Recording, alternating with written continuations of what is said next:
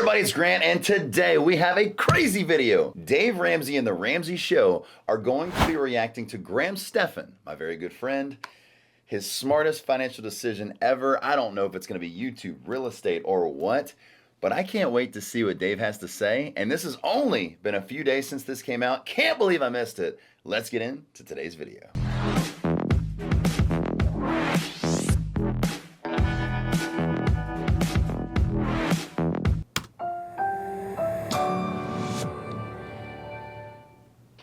So Graham he's 31 years old, close to my age, and he... Where's Dave? No!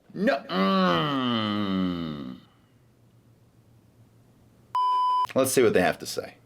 He's a big deal on YouTube. He's got 3.74 million Where's subscribers. Dave? His channel's all about finances. Mainly, he focuses on real estate investing and other types of investing. And so he made a lot of money at a young age in his 20s, became a millionaire, and he makes a whole lot of money now, about $6 million a year through all of his YouTube ad revenue, sponsorships, affiliates. That's extreme. And that's done through CNBC on its Make It and its Millennial Money. So, just telling you, it's verified. They verify that stuff from what I understand. Never been invited to be on there. And so he's a good kid. We disagree on a lot of things, our views on debt. Because you're told to.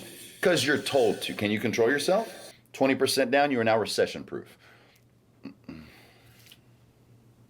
Very different. Our views on investing, very different. But I saw this clip, and I thought, you know what? He actually has something interesting to say here that I think we can all agree with. All right, so let's roll it.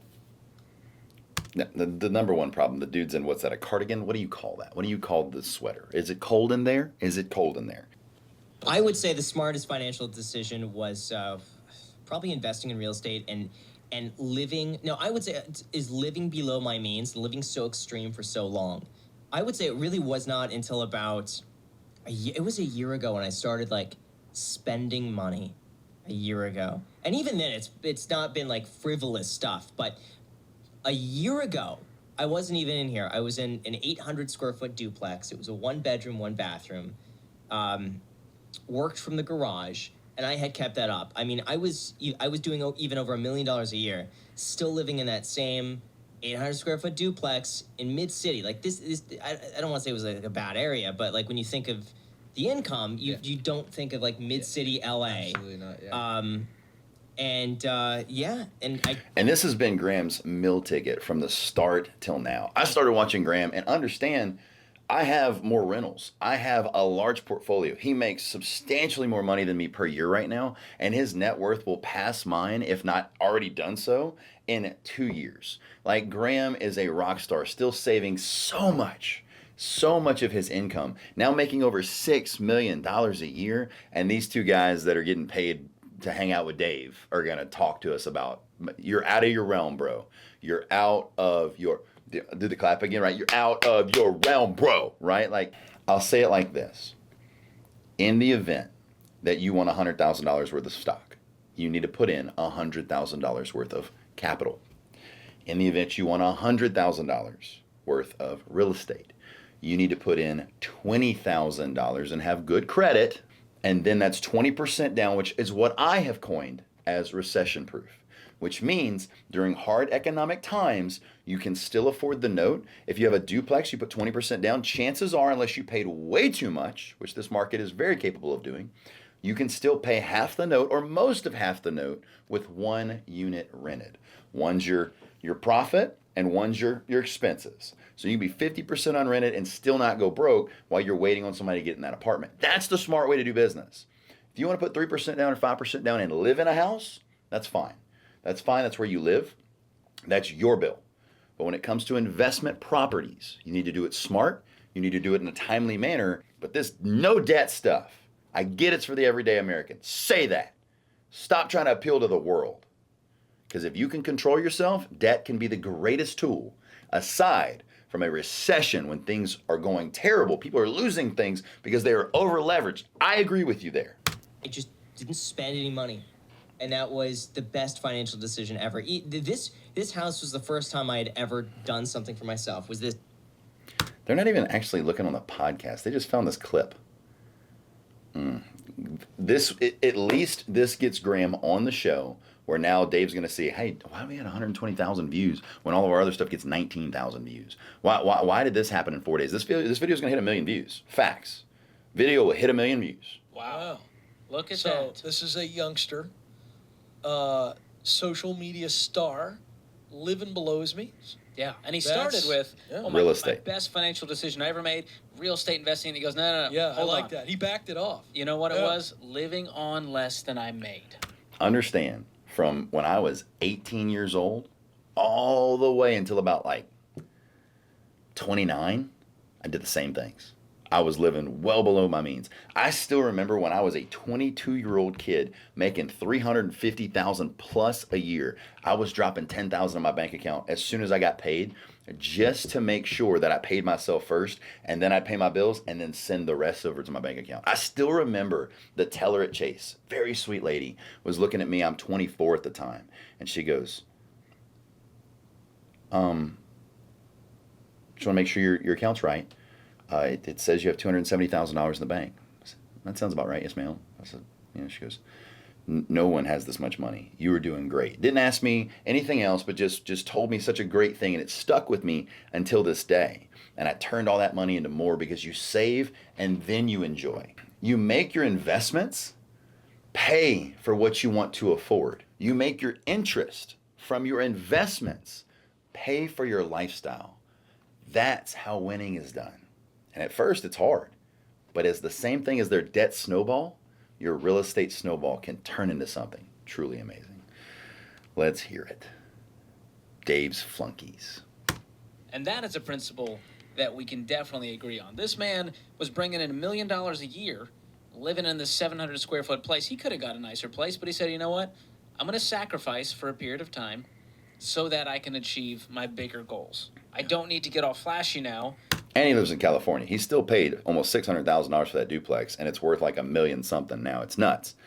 So it's not like he's slumming it. It's just he's smart, right? Expensive in California.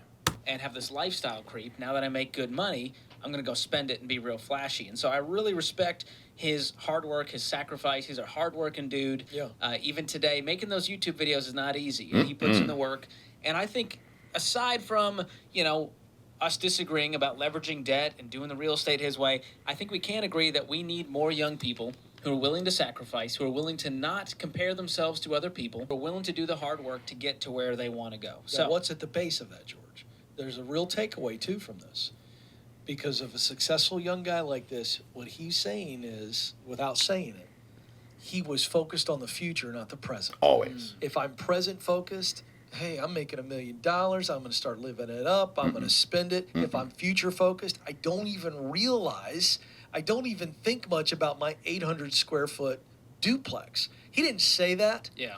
But that is synonymous among all successful people, whether we agree with the way they handle their money or not. Successful people have a focus on the future. They make decisions. Chris Hogan used to say, focused and not finished, baby. Right? Welcome, VIPs. I don't know where Chris Hogan is. I like him better than them. But this guy I like. I don't know his name. I knew Chris Hogan's name. There you go. This guy, I don't like your jacket. I'm not judging you, bro.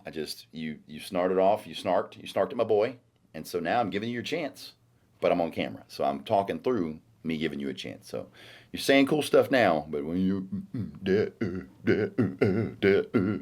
they make decisions that are based on the future, so the now becomes prioritized. It's like, I will make great decisions in the now if I am focused on how they affect my future. That's another big takeaway that I don't want young people to miss. I agree with this. One of our debt-free screamers recently said, you got to have a vision beyond Friday. And man, I love that. Whoa, I'd like to steal that. Yes. I hope no one was listening to that. But I think that's at the heart of that. A lot of these young people, they follow Graham, they follow his YouTube channel, they subscribe because they want to be like Graham. They want to be wealthy at a young age. So they have options and freedom and meaning and all this kind of stuff. They don't want to work till they're 65 in a job they hate. You rally against this stuff all the time, Ken. But I think at the heart of this, the young people need to understand that you can get rich quick, but you can lose it even quicker. Oh, boy. And the way you keep... Number one thing Graham worries about, literally keeps him up at night, and it's if YouTube ever stops, right? So I understand that Graham has this wave of amazing videos, this positivity, but it's hard to keep creating content over and over and over again. This channel is 2+ years old. It's hard to keep coming to you 3 days a week with a great video every single time, but I do my best. I write these schedules. I've got them out for months. I'll go and look and I'll be like, that was a dumb idea. Who wrote that? Like, YouTube is a job. Writing episodes takes a minimum of an hour to 2 hours. Plus, if you don't fully understand the concept you're going to go share, you either don't share it or you study it until you feel proficient in it. And then you write it. Then you figure it out. And then you present it to a camera. A long video like that can take as much as 10 hours.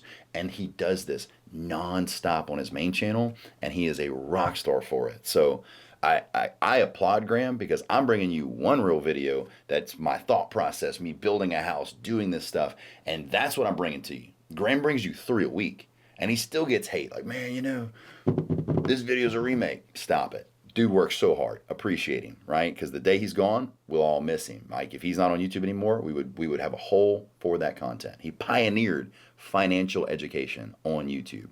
He might not have been the first, but he's the one that took it the farthest. Sorry, Dave, and his flunkies. Pure wealth, once you build it, is by living on less than you make. It's truth. It's truth.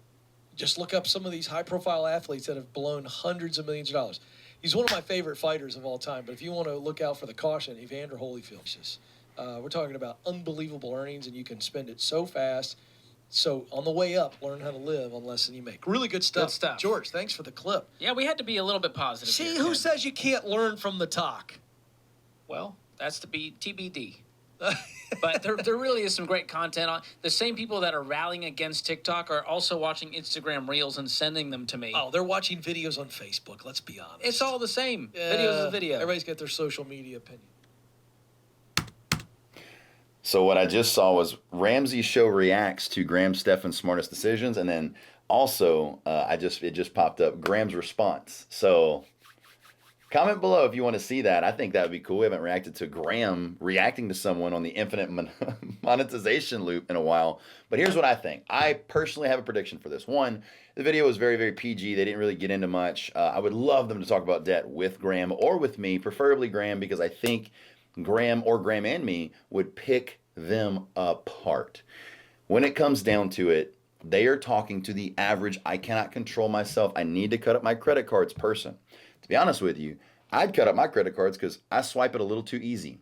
The problem is the swiping motion of a debit or credit card. It's even easier on credit because it's not your money, I'll pay it later. We're kicking the can down the line. I 100% agree with you, Dave, but not on debt.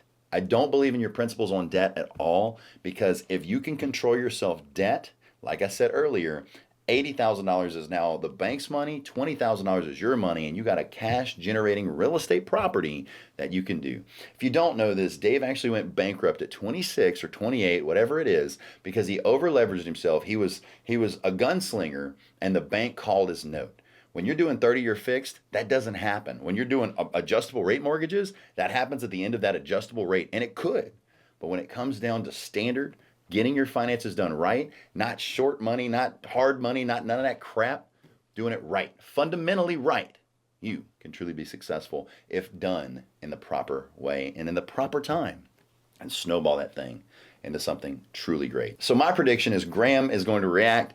Dave's going to see it. Dave's going to talk some stuff about Graham. Maybe have him on the show. What an amazing video that will be. And I know you and I will be watching for it. So that being said, that's it for the video, guys. If you enjoy videos like this, please power up that like button, hit that subscribe button, and notification bell. I post every Monday, Wednesday, and Friday at 5 p.m. Central Standard Time. And I'd love to see you there. Hopefully we got more of these because I got pretty hyped up. I'm talking really fast. I've drank a lot of Spark, right? Yeah. Spark. And so, link in the description below for some Spark. I'm really not. That kind of was genuine. And then always, please remember, I 100% believe in you. I know you can do anything you set your mind to, and never let anyone tell you any differently, including Dave Ramseys. We'll see you guys, and probably Graham's reaction on the next one.